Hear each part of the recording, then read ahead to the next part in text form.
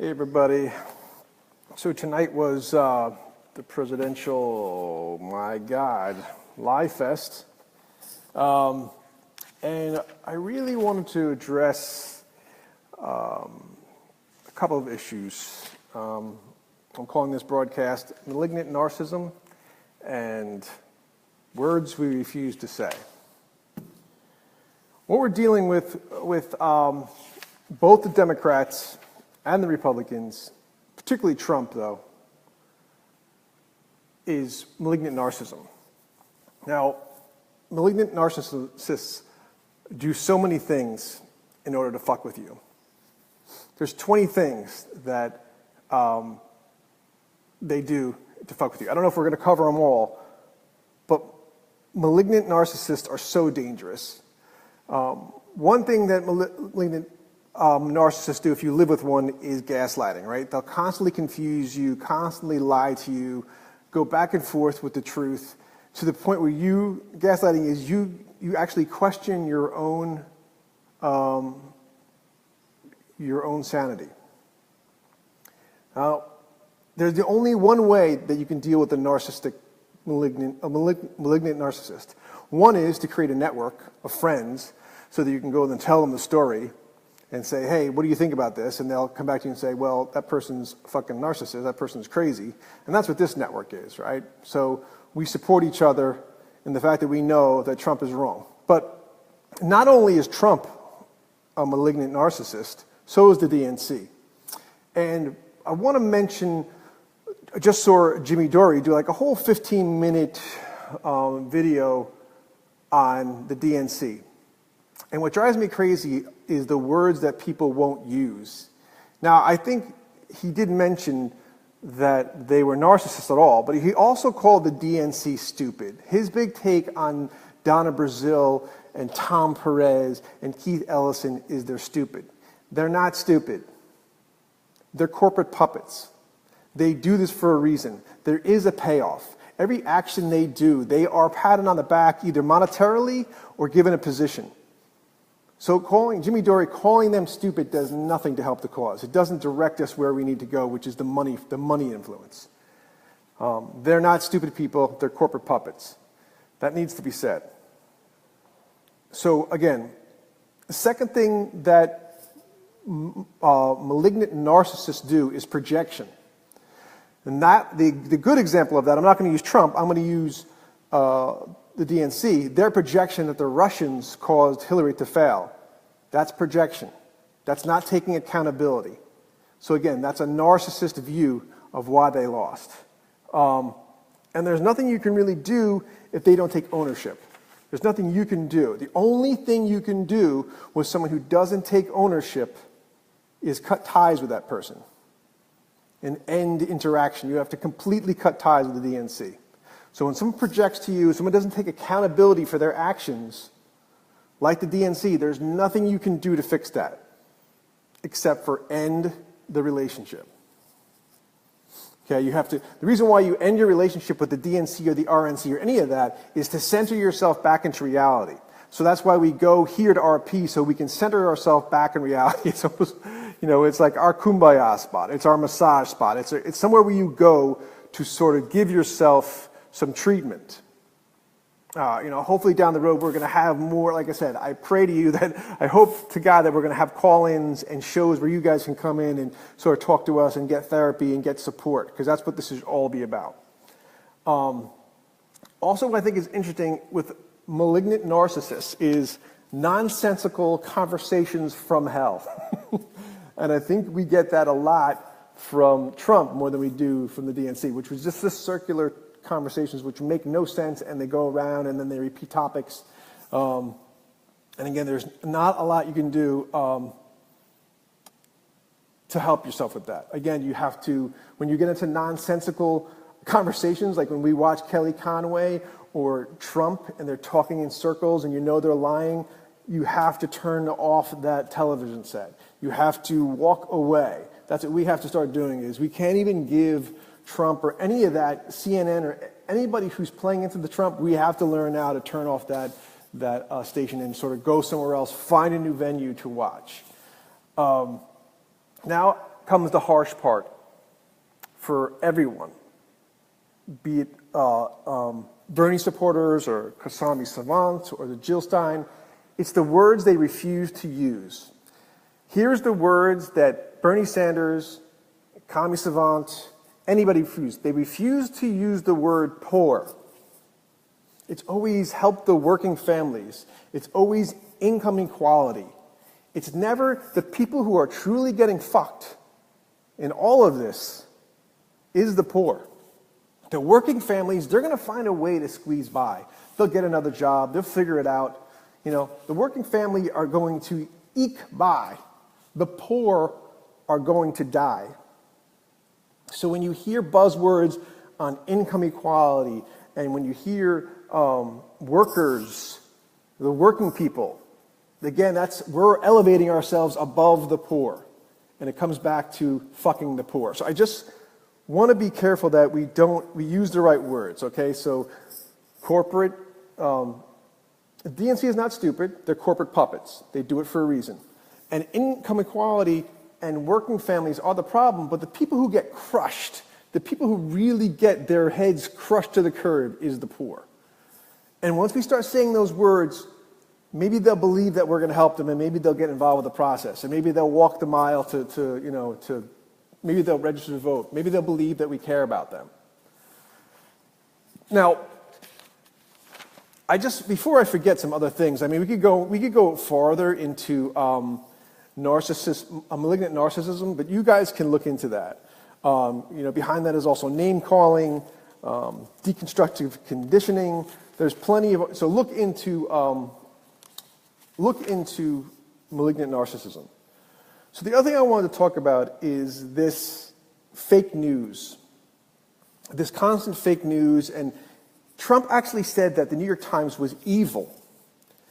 And I don't know what kind of gaslighting he's trying to do there, because the New York Times is sort of all over the place. They let somebody do an opinion piece on Steve Bannon, where the guy, and it was an opinion piece, and basically he said that Steve Bannon was just like he was a decent guy. He wasn't out there. He wasn't really alt-right.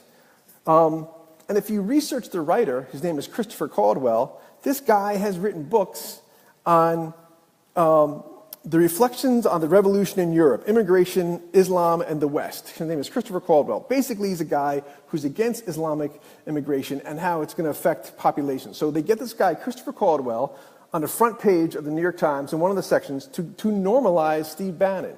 So again, I don't know, when he says this, it's this extreme gaslighting, because the New York Times is all over the place. You can go through the New York Times and get all sorts of conservative positions. So, it's a weird thing, but I also think it's weird to call the New York Times evil, because they're not evil. I think they play it on both sides. I think they play both sides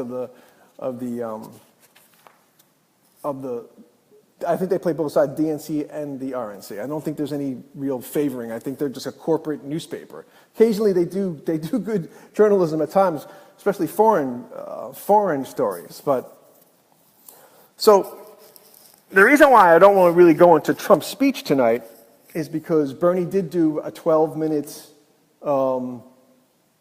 rebuttal. And he spoke about all the things that Trump didn't talk about, which is income equality, which is, wish he had talked about the poor. He didn't talk about the environment. He didn't talk about climate change. And it's fucking crazy that, Bernie had this live stream with Bill Nye, but also Bill Nye goes on Fox, and Bill Nye destroys Tucker Carlson on global warming. Check that out. And Tucker is just completely, he's saying that Bill Nye is yelling at him. He's saying that Bill Nye is lying to him. And Bill Nye is trying to give him all the facts that he can. And Tucker is muddling the issue. And eventually Bill Nye goes, do you have kids? Do you have 4 kids that you have to worry about with this global warming? Does it mean anything to you? Or are you just so paid off that it doesn't matter? That you're just going to buy your kids a yacht so they can swim around, and they can, when global warming comes, they can just float around somewhere else. So I'm going to check out. So again, I want to go back to Jimmy Dore. So check him out. He did a good 15-minute mark, and I just want to say that the thing that I think about Jimmy is even he's not getting the point, that the DNC, Tom Perez, I'm even going to say Keith Ellison, Donna Brazile, even Keith Ellison and Donna Brazile, Keith Ellison and Debbie Washburn Schultz were sitting next to each other. And these are not dumb people. They are soulless corporate puppets. They're not dumb. They're very smart people. They totally know what they're doing. All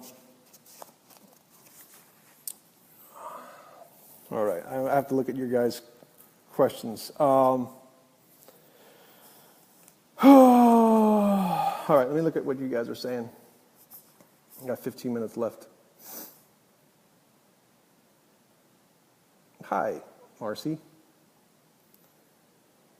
Yeah, narcissists, and that's both sides. And that's why you can sort of tell that Bernie isn't a narcissist. He's very genuine. The hair is askew. He doesn't really care what he wears. He's not trying to lie to you. You can see right away a narcissist, you can tell just by Bernie's hair that he's a narcissist.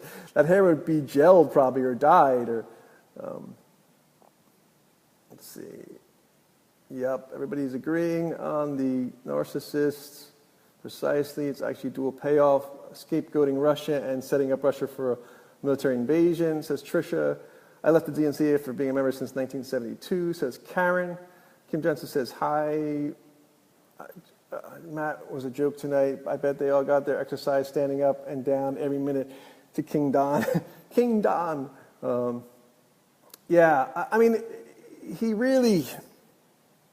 most disgusting thing is when that he said, if you didn't see it, they have a woman there who's lost her, I don't know if her husband or son, and he tells her she just broke a record in applause for her dead son. He actually said that in the middle. That was his one off-the-cuff remark, which is just like disgusting. It's like, oh yeah, thanks. Yeah, I just broke a record for cheers for my dead son. And now I feel better. Julietta says, I'm glad you said that. I boycotted mainstream media news ever since Bernie Sanders was betrayed by the DNC. Right, but still, even when I go to find any kind of progressive, and even now I'm calling out Bernie Sanders, I'm calling out everybody, they refuse to say fuck the poor. That it's really the poor. It's like they put like this phraseology on it, income inequality. Well, really, the poor really suffer.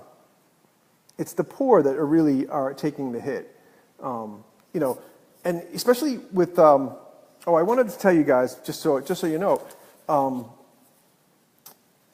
If you guys hadn't heard about this, because I'm going to forget, I don't know if I'm going to tie it back in, but even in Iowa, this guy gets up and says, an Iowa pig farmer got up and said, look, if you repeal the Obamacare, ACA, you're going to have a lot of death panels. You're going to have a great big death panel. And I wanted to go further on this, that people don't realize the North Dakota pipeline, which I sort of didn't tell you guys, that the thing that's most disturbing about the DNC is how they didn't stand up for the water protectors. Make that clear. Not for the pipeline itself. They never stood up for the water protectors, for the North Dakota pipeline protests. And people don't realize, TYT did a report on this. It's not, I'm giving Jordan all the credit here, that Iowa farmers, their land was stolen by eminent domain to also drive that pipeline through. So they also screwed over Iowa farmers. They ruined their land. Their land will never be the same for like 8 to 10 years it takes after whatever kind of construction they did. But they also fooled them and strong-armed them into giving up their land to do this pipeline. So look for that report. And I'm mentioning it now because I just don't want to forget, so that you guys can look for that report.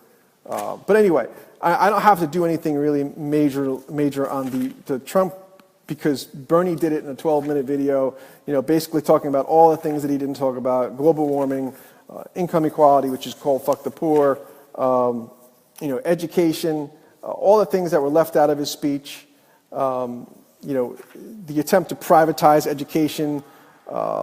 It really was just, the whole speech was just a clusterfuck against. And it was disguised, right? It was the disguised clusterfuck. Hold on.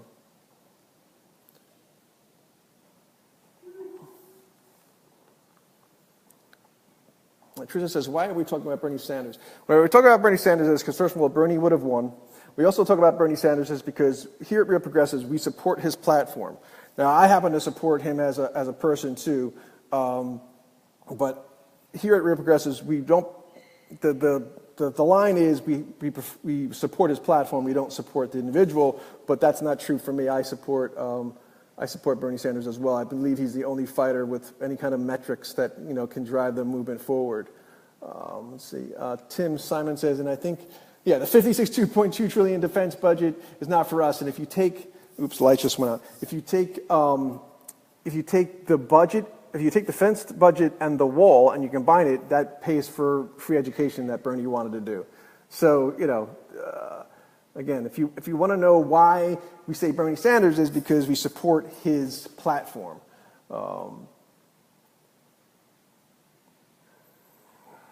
Linda says the reason still talk about Bernie is there's good people around. Sorry, Linda says the reason folks still follow Bernie, he has good people around him. He's economic advisor page. Yeah, Stephanie Kelton is one of Steve's favorite economists. God, yeah. Trisha says the DNC has lost so many members. Aren't they the minority party now? Supposedly, yeah, they're down.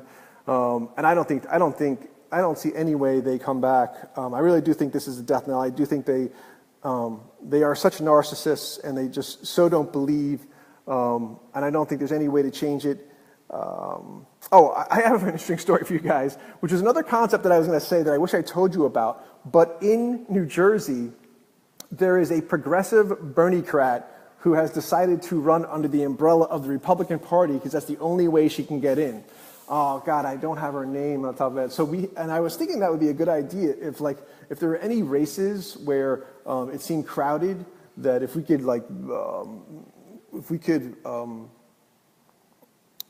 primary some Republicans with progressive Democrats, that would be really a great idea. And this woman is actually doing it here in New Jersey. I am forgetting her name right now.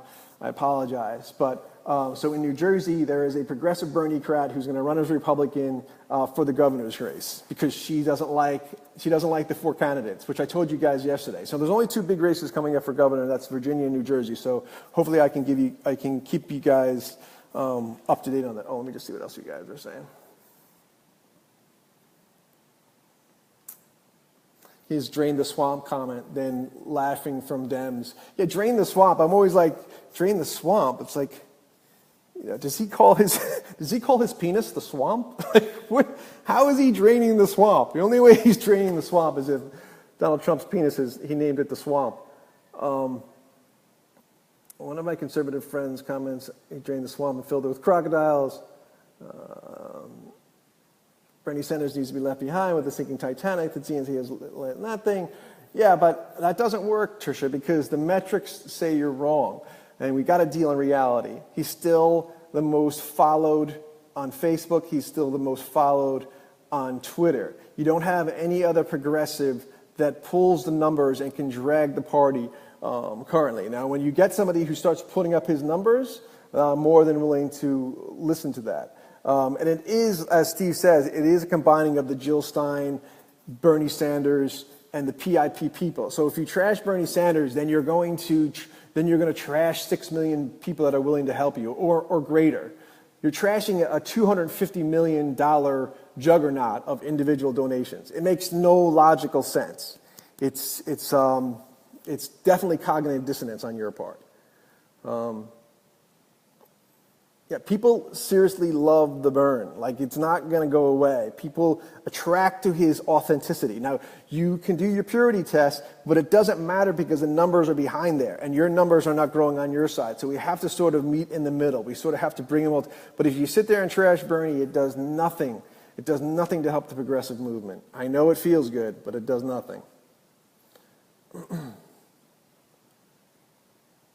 And like I said, if you don't believe me, get involved with a third party. I'm involved with a third party.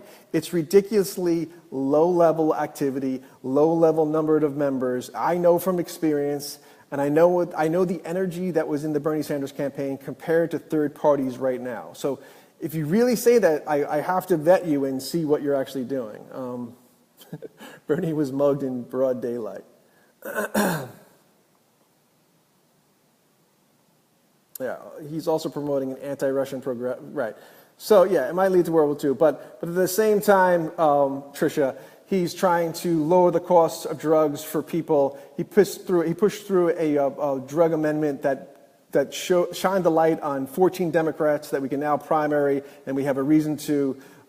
He's been there fighting the good fight. He ran for presidency and drove and created this movement. There would be no energy, there would be no anything if it wasn't for Bernie Sanders right now. You're kidding yourself if you don't think that's true. I'm just talking, you're correct about your stance, that one little stance there about the Third World War, but you're not telling the truth that without him you're going to have a movement. It's just not true.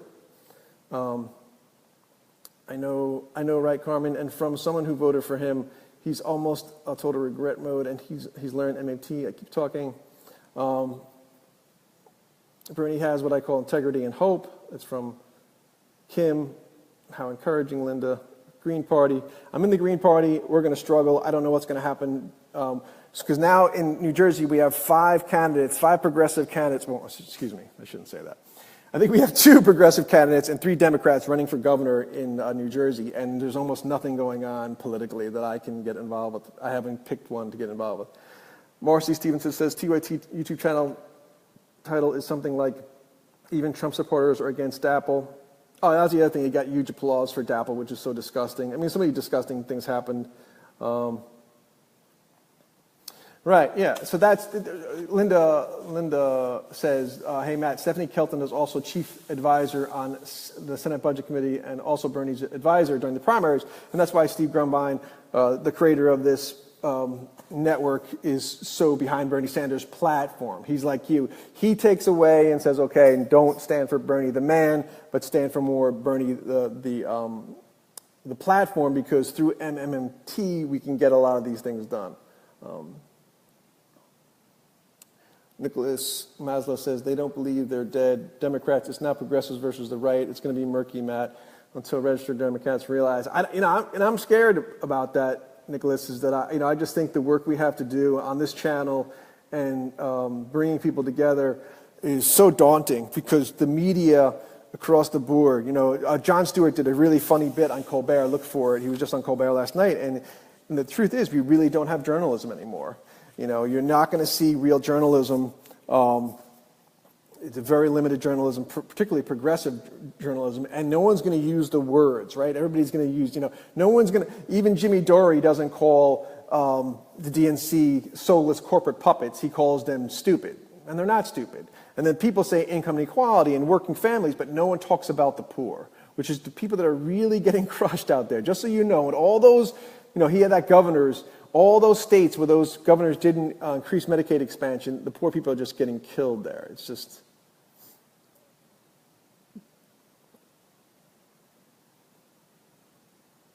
I love Tulsi Gabbard. Hopefully she'll have the wherewithal or the will or the want to run for office, run for presidency. Yeah, Bernie did 12 minutes after the senator says, fill the swamp is what he means, and he's the king of the swamp, bottom feeders sucking off the blood of America. Native American blood, that was Sandra.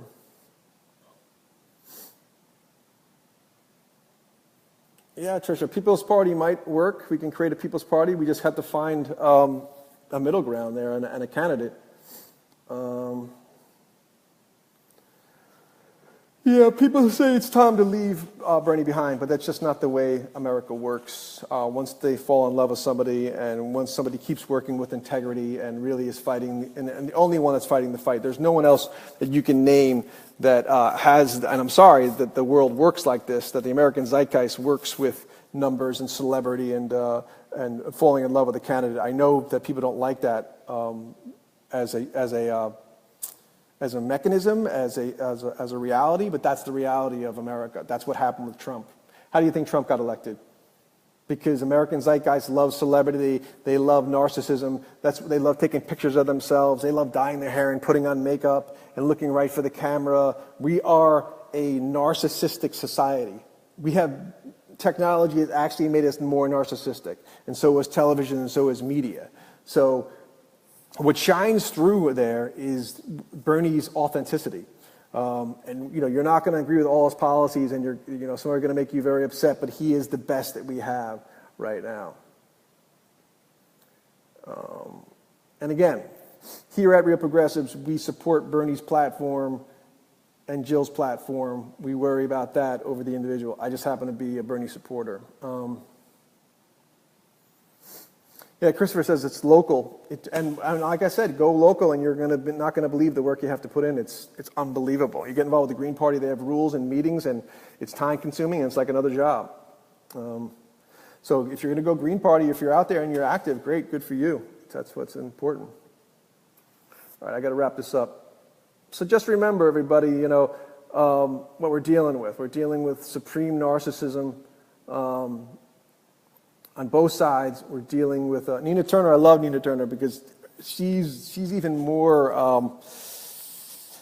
I don't know, there's something about Nina's energy that's even maybe sometimes greater than Bernie's as far as being able to, raise the masses. It would be great if I would love to see those two actually run together.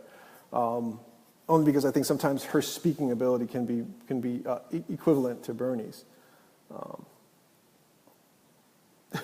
Linda says, poverty is not what it's all cracked up to be. I know, right? They act like poverty is like this great thing, and these people are so lazy. Trust me, you don't want to be poor.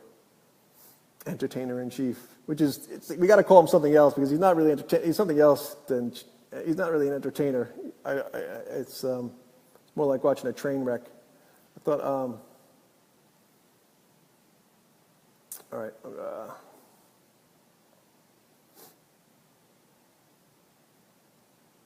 All right, guys. All right, so anyway, there's nothing we can do. The DNC is a bunch of narcissists. So is the RNC. You got to find some authenticity that you can latch onto, and that's why we're here at Real Progressives. And don't forget these people. They're not dumb. They're corporate, soulless puppets, and you got to look for the authenticity, and it's about the poor. We're trying to help the poor. It's not about just income inequality and working class. They're fucking the poor. Just remember that. Try to keep that in mind. I'll see you guys tomorrow. Thanks for watching. I love you guys.